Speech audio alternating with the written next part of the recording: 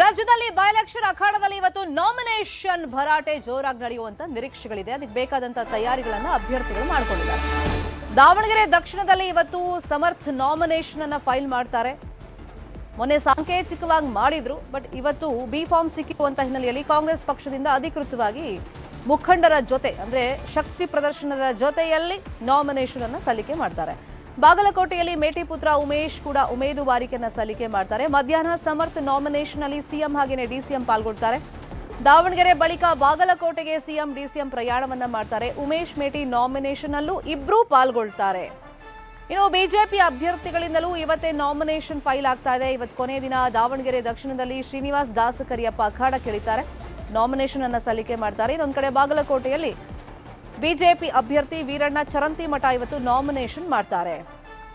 ಬಾಗಲಕೋಟೆಯಲ್ಲಿ ಬಿಜೆಪಿ ಅಭ್ಯರ್ಥಿಯ ನಾಮಿನೇಷನ್ ಅಲ್ಲಿ ಪಕ್ಷದ ರಾಜ್ಯಾಧ್ಯಕ್ಷ ವಿಜೇಂದ್ರ, ಸಚಿವರಾಗಿರುವಂತಹ ಪ್ರಹ್ಲಾದ್ ಜೋಶಿ ಹಾಗೇನೆ ಜಗದೀಶ್ ಶೆಟ್ಟರ್ ಪಾಲ್ಗೊಳ್ತಾರೆ. ದಾವಣಗೆರೆಯಲ್ಲಿ ಯಡಿಯೂರಪ್ಪ, ಜಿಎಂ ಸಿದ್ದೇಶ್ವರ್ ಇರ್ತಾರೆ ಅಂತೇಳಿ ಮಾಹಿತಿ ಇದೆ. ಎರಡೂ ಪಕ್ಷದ ಘಟಾನುಘಟಿ ನಾಯಕರು ಇವತ್ತು ಅಭ್ಯರ್ಥಿಗಳ ಪರವಾಗಿ ಶಕ್ತಿ ಪ್ರದರ್ಶನದಲ್ಲಿ ಪಾಲ್ಗೊಳ್ತಾರೆ.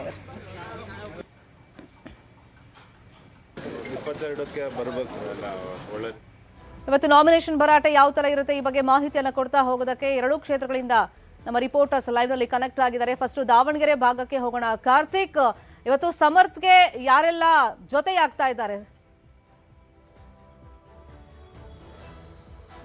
ಶಮಿತಾ ಶೆಟ್ಟಿ, ದಾವಣಗೆರೆ ದಕ್ಷಿಣ ಕ್ಷೇತ್ರಕ್ಕೆ ಈಗಾಗಲೇ ಅಧಿಕೃತ ಅಭ್ಯರ್ಥಿ ಅಂತ ಕಾಂಗ್ರೆಸ್ನಲ್ಲಿ ಸಮರ್ಥ್ ಶಾಮನೂರನ್ನ ಘೋಷಣೆ ಮಾಡಲಾಗಿದೆ. ನಿನ್ನೆ ತಾನೇ ಅವರ ತಂದೆ ಎಸ್ ಮಲ್ಲಿಕಾರ್ಜುನ್ ಅವರು ಬಿ ಫಾರ್ಮ್ ಅನ್ನು ಕೂಡ ತೆಗೆದುಕೊಂಡಿದ್ರು. ಇವತ್ತು ಅಧಿಕೃತವಾಗಿ ನಾಮಪತ್ರವನ್ನ ಸಮರ್ಥ್ ಶಾಮನೂರು ಸಲ್ಲಿಕೆಯನ್ನು ಮಾಡಲಿಕ್ಕಿದ್ದಾರೆ. ಆ ಒಂದು ಸಂದರ್ಭದಲ್ಲಿ ಸಿಎಂ ಸಿದ್ದರಾಮಯ್ಯನವರು ಹಾಗೆ ಡಿಸಿಎಂ ಡಿಕೆ ಶಿವಕುಮಾರ್ ಸೇರಿದಂತೆ ಸಾಕಷ್ಟು ಜನ ಸಚಿವರು ಕೂಡ ಭಾಗಿಯಾಗ್ತಾರೆ. ಪ್ರಮುಖವಾಗಿ ಶೋಭಾಯಾತ್ರೆಯ ಮೂಲಕವಾಗಿ ಸಮರ್ಥ್ ಶಾಮನೂರು ಇವತ್ತು ನಾಮಪತ್ರವನ್ನು ಸಲ್ಲಿಕೆ ಮಾಡ್ತಾರೆ. ಇಲ್ಲಿ ಪ್ರಮುಖವಾಗಿ ಗಮನಿಸಬೇಕು, ದಾವಣಗೆರೆ ದಕ್ಷಿಣ ವಿಧಾನಸಭಾ ಕ್ಷೇತ್ರದ ಉಪಚುನಾವಣೆಗೆ ಈಗಾಗಲೇ ಕಾಂಗ್ರೆಸ್ಗೆ ಸಾಕಷ್ಟು ಅಡೆತಡೆಗಳು ಉಂಟಾಗಿದೆ. ಇವತ್ತು ಕೇವಲ ಕಾಂಗ್ರೆಸ್ನ ಅಭ್ಯರ್ಥಿ ಸಮರ್ಥ್ ಶಾಮನೂರು ಅಷ್ಟೇ ನಾಮಪತ್ರವನ್ನು ಸಲ್ಲಿಕೆ ಮಾಡ್ತಾ ಇಲ್ಲ.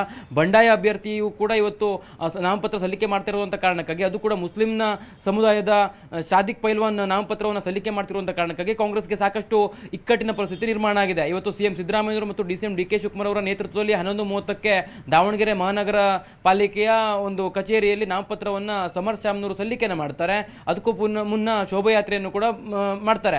ಪ್ರಮುಖವಾಗಿ ಇಲ್ಲಿ ಗಮನಿಸಬೇಕಾಗಿರೋದು ಏನಪ್ಪಾ ಅಂತಂದ್ರೆ, ಇವತ್ತು ಶಕ್ತಿ ಪ್ರದರ್ಶನವನ್ನ ಏನು ಕಾಂಗ್ರೆಸ್ ಮಾಡ್ತಾ ಇದೆ, ಸಿಎಂ ಮತ್ತು ಡಿಸಿಎಂ ಅವರ ಸಮ್ಮುಖದಲ್ಲಿ ನಾಮಪತ್ರವನ್ನು ಸಲ್ಲಿಕೆ ಮಾಡುವ ಮೂಲಕವಾಗಿ, ಅದೇ ಒಂದು ಸಂದರ್ಭದಲ್ಲಿ ಜಮೀರ್ ಅಹಮದ್ ಸೇರಿದಂತೆ ಮುಸ್ಲಿಂ ನಾಯಕರೇನಾದರೂ ಭಾಗಿಯಾಗ್ತಾರಾ ಅಥವಾ ಅವರು ಭಾಗಿಯಾಗೋದಿಲ್ವಾ ಅನ್ನುವಂಥ ಪ್ರಶ್ನೆಗಳು ಕೂಡ ಉದ್ಭವವಾಗಿದೆ. ಒಂದೊಮ್ಮೆ ಮುಸ್ಲಿಂ ನಾಯಕರು ಇವತ್ತಿನ ನಾಮಪತ್ರ ಸಲ್ಲಿಕೆ ವೇಳೆ ಏನಾದರೂ ಗೈರಾಗಿದ್ರೆ ಅದು ಕಾಂಗ್ರೆಸ್ಗೆ ಚುನಾವಣೆ ವೇಳೆಯೂ ಕೂಡ ಸಾಕಷ್ಟು ಸಂಕಷ್ಟವನ್ನು ತಂದೊಡ್ಡುವಂತ ಸಾಧ್ಯತೆ ಇದೆ. ಈಗಾಗಲೇ ಎಸ್ ಮಲ್ಲಿಕಾರ್ಜುನ್ ಅವರು ಹೇಳ್ತಾ ಇದ್ರು, ಬಿಜೆಪಿಯಿಂದಲೂ ಕೂಡ ಸಾಕಷ್ಟು ಸಂಖ್ಯೆಯಲ್ಲಿ ಕಾರ್ಯಕರ್ತರು, ಸಾಕಷ್ಟು ಸಂಖ್ಯೆಯಲ್ಲಿ ಮುಖಂಡರು ನಮ್ಮ ಪರವಾಗಿ ಕೆಲಸ ಮಾಡೋದಕ್ಕೆ ತಯಾರಿದ್ದಾರೆ. ಈಗಾಗಲೇ ಅವರು ಕಾಂಗ್ರೆಸ್ ಪಕ್ಷವನ್ನು ಸೇರೋದಕ್ಕೂ ಕೂಡ ಸಿದ್ಧತೆಯನ್ನು ಮಾಡ್ಕೊಳ್ತಾ ಇದ್ದಾರೆ ಅನ್ನುವಂಥ ರೀತಿಯಲ್ಲಿ ಹೇಳ್ತಾ ಇದ್ರು. ಅದೇ ಒಂದು ಸಂದರ್ಭದಲ್ಲಿಯೇ ಕಾಂಗ್ರೆಸ್ನಲ್ಲಿದ್ದಂತಹ ಮುಸ್ಲಿಂ ಸಮುದಾಯದ ನಾಯಕರು ಕೂಡ ಸಾಕಷ್ಟು ಸಂಖ್ಯೆಯಲ್ಲಿ ಬಿಜೆಪಿಯ ಕಡೆ ವಾಲ್ತಾ ಇದ್ದಾರೆ. ಈ ಒಂದು ಸಂದಿಗ್ಧ ಸ್ಥಿತಿ ಕಾಂಗ್ರೆಸ್ಗೆ ಎದುರಾಗಿದೆ. ಇಂಥ ಒಂದು ಸಂದರ್ಭದಲ್ಲಿ ಇವತ್ತು 11:30ಕ್ಕೆ ನಾಮಪತ್ರವನ್ನು ಸಮರ್ಥ್ ಶಾಮನೂರು ಸಲ್ಲಿಕೆಯನ್ನು ಮಾಡ್ತಾರೆ. ಸಿಎಂ ಡಿಸಿಎಂ ಸೇರಿದಂತೆ ಸಾಕಷ್ಟು ಜನ ಸಚಿವರು ಕೂಡ ಭಾಗಿಯಾಗ್ತಾರೆ.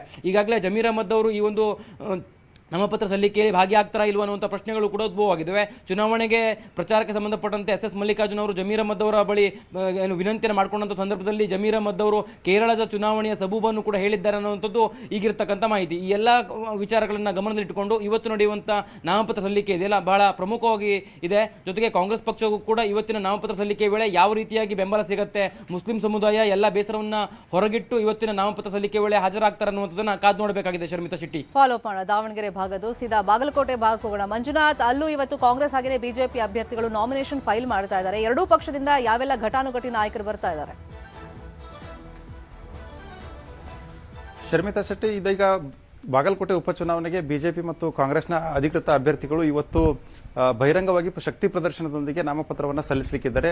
ಮೊದಲಿಗೆ ಇವತ್ತು ಬೆಳಗ್ಗೆ ಏನು ಬಿಜೆಪಿ ಅಭ್ಯರ್ಥಿಯಾಗಿರುವಂತಹ ಡಾಕ್ಟರ್ ವೀರಣ್ಣ ಚರಂತಿಮಠ ಅವರು ನಾಮಪತ್ರವನ್ನು ಸಲ್ಲಿಸ್ತಾ ಇದ್ದಾರೆ. ಇನ್ನು ನಾಮಪತ್ರ ಸಲ್ಲಿಕೆಗೂ ಮುನ್ನ ಏನು ದೇವಸ್ಥಾನಗಳಿಗೆ ಭೇಟಿ ನೀಡಿ ಅಲ್ಲಿ ಪೂಜೆಯನ್ನು ಸಲ್ಲಿಸ್ತಾರೆ. ಈ ಒಂದು ನಾಮಪತ್ರ ಸಲ್ಲಿಕೆ ಸಂದರ್ಭದಲ್ಲಿ ಬಿಜೆಪಿಯ ರಾಜ್ಯಾಧ್ಯಕ್ಷ ಆಗಿರುವಂತಹ BY ವಿಜಯೇಂದ್ರ ಆಗಿರ್ಬೋದು, ಮಾಜಿ ಮುಖ್ಯಮಂತ್ರಿ ಜಗದೀಶ್ ಶೆಟ್ಟರ್ ಆಗಿರ್ಬೋದು, ಪ್ರಹ್ಲಾದ್ ಜೋಶಿ, ಶ್ರೀರಾಮುಲು ಸೇರಿದಂತೆ ಅನೇಕ ಘಟಾನುಘಟಿ ನಾಯಕರು ಈಗಾಗಲೇ ಬಾಗಲಕೋಟೆಗೆ ಆಗಮಿಸಿರುವಂತದ್ದು. ಸುಮಾರು 10 ಗಂಟೆಗೆ ಬೃಹತ್ ಒಂದು ಮೆರವಣಿಗೆಯನ್ನು ನಡೆಸಿದ್ರೆ ಬಾಗಲಕೋಟೆಯ ಹಳೆ ನಗರದಲ್ಲಿರುವಂತಹ ಕಣವಿ ವೀರಭದ್ರೇಶ್ವರ ದೇವಸ್ಥಾನದಿಂದ ಮೆರವಣಿಗೆ ಆರಂಭಿಸಿ ಅಲ್ಲಿ ಬಾಗಲಕೋಟೆಯ ಹಳೆ ನಗರ ವಲ್ಲಭಾಯ್ ಚೌಕು ಏನು ಕಿಲ್ಲಾಗಲ್ಲಿಯ ಅಕ್ಕಪಕ್ಕದಲ್ಲಿ ಇರುವಂತಹ ಪ್ರಮುಖ ರಸ್ತೆಗಳಲ್ಲಿ ಈ ಒಂದು ಮೆರವಣಿಗೆ ಸಾಗಿ ಬಳಿಕ ಏನು ಬಸವೇಶ್ವರ ವೃತ್ತದಲ್ಲಿ ಬಹಿರಂಗವಾಗಿ ಒಂದು ಭಾಷಣವನ್ನು ಕೂಡ ಮಾಡುವಂತದ್ದು. ಈ ಒಂದು ಇದೇ ಒಂದು ಸಂದರ್ಭದಲ್ಲಿ ನಾಮಪತ್ರವನ್ನು ಸಲ್ಲಿಸುವ ಮೂಲಕ ಶಕ್ತಿ ಪ್ರದರ್ಶನವನ್ನು ಕೂಡ ಬಿಜೆಪಿ ಮಾಡ್ತಾ ಇರುವಂತದ್ದು. ಅದರ ಜೊತೆಗೇನೆ ಏನು ಕಾಂಗ್ರೆಸ್ನ ಅಭ್ಯರ್ಥಿ ಉಮೇಶ್ ಮೇಟಿ ಅವರು ಕೂಡ ಇವತ್ತು ನಾಮಪತ್ರವನ್ನು ಸಲ್ಲಿಸ್ತಾ ಇದ್ದಾರೆ. ಬೆಳಗ್ಗೆ ದಾವಣಗೆರೆಯಲ್ಲಿ ನಾಮಪತ್ರ ಸಲ್ಲಿಕೆ ಪ್ರಕ್ರಿಯೆ ಮುಗಿದ ಬಳಿಕ ಮುಖ್ಯಮಂತ್ರಿ ಸಿದ್ದರಾಮಯ್ಯನವರಾಗಿರಬಹುದು, ಡಿಸಿಎಂ ಡಿ ಕೆ ಶಿವಕುಮಾರ್ ಕೂಡ ಏನು ಬಾಗಲಕೋಟೆಗೆ ಸುಮಾರು 1 ಗಂಟೆಗೆ ಆಗಮಿಸ್ತಾರೆ ಅನ್ನುವಂತಹ ಮಾಹಿತಿ ಇದೆ. 1 ಗಂಟೆ ಸಂದರ್ಭದಲ್ಲಿ ಸಿದ್ದರಾಮಯ್ಯನವರಾಗಿರಬಹುದು, ಡಿ ಕೆ ಶಿವಕುಮಾರ್ ಆಗಿರಬಹುದು, ಸತೀಶ್ ಜಾರಕಿಹೊಳಿ, ಆರ್ ಬಿ ತಿಮ್ಮಾಪುರ ಆಗಿರಬಹುದು, ಎಂ ಬಿ ಪಾಟೀಲ್, ಹೀಗೆ ಅನೇಕ ಸಚಿವರ ದಂಡುಗಳು ಕೂಡ ಬಾಗಲಕೋಟೆಗೆ ಆಗಮಿಸ್ತಾ ಇದ್ದಾರೆ. ಅನೇಕ ಸಚಿವರು, ಮಾಜಿ ಶಾಸಕರು ಸೇರಿದಂತೆ ಹಲವು ಮುಖಂಡರುಗಳ ನಡುವೆ ನಾಮಪತ್ರವನ್ನು ಸಲ್ಲಿಸ್ತಾ ಇದ್ದಾರೆ. ಇದೇ ಒಂದು ಸಂದರ್ಭದಲ್ಲಿ ಇವತ್ತು ಬಾಗಲಕೋಟೆ ನಗರಾದ್ಯಂತ ಬಿಜೆಪಿ ಮತ್ತು ಕಾಂಗ್ರೆಸ್ ಕಾರ್ಯಕರ್ತರ ಆರ್ಭಟ ಜೋರಾಗಿ ಕಂಡುಬರುತ್ತೆ. ಎರಡೂ ಪಕ್ಷಗಳಿಂದ ನಾಮಪತ್ರ ಇರುವಂತಹ ಹಿನ್ನೆಲೆಯಲ್ಲಿ ಪ್ರಚಾರದ ಭರಾಟೆ ಕೂಡ ಇವತ್ತಿನಿಂದ ಆರಂಭಗೊಳ್ಳುವಂತದ್ದು. ಶರ್ಮಿತಾ ಶೆಟ್ಟಿ, ಫಾಲೋ ಅಪ್ ಮಾಡೋಣ ಎರಡೂ ಕ್ಷೇತ್ರಗಳಲ್ಲಿ ಏನಾಗುತ್ತೆ ಇವತ್ತು ಅಂತ ಹೇಳಿ ನಾಮಿನೇಷನ್ ಭರಾಟೆಯಲ್ಲಿ. ಥ್ಯಾಂಕ್ ಯು ಸೋ ಮಚ್ ಇಬ್ಬರಿಗೂ ಕ್ವಿಕ್ ಆಗಿ ಇನ್ಫಾರ್ಮೇಶನ್ ಅನ್ನು ಕೊಟ್ಟಿದ್ದಕ್ಕೆ. ಒಟ್ಟಲ್ಲಿ ಎರಡೂ ಕ್ಷೇತ್ರವನ್ನ ಮತ್ತೆ ಕೈ ವಶಪಡಿಸಿಕೊಳ್ಳುವಂತ ನಿಟ್ಟಿನಲ್ಲಿ ಕಾಂಗ್ರೆಸ್ ಕೂಡ ಒಂದಿಷ್ಟು ಪ್ರಯತ್ನಗಳನ್ನ ಪಟ್ಟರು ಕೂಡ ದಾವಣಗೆರೆಯಲ್ಲಿ ಒಂದಿಷ್ಟು ಅಸಮಾಧಾನ ಏನೇ ಎದ್ದಿದೆ, ಭಿನ್ನಮತ ಎದ್ದಿದೆ, ಅದನ್ನ ಕಾಂಗ್ರೆಸ್ ಯಾವ ರೀತಿ ಶಮನ ಮಾಡುತ್ತೆ ಅನ್ನೋದನ್ನ ನೋಡಬೇಕಾಗುತ್ತೆ. ಇನ್ನೊಂದ್ ಕಡೆ ಬಾಗಲಕೋಟೆ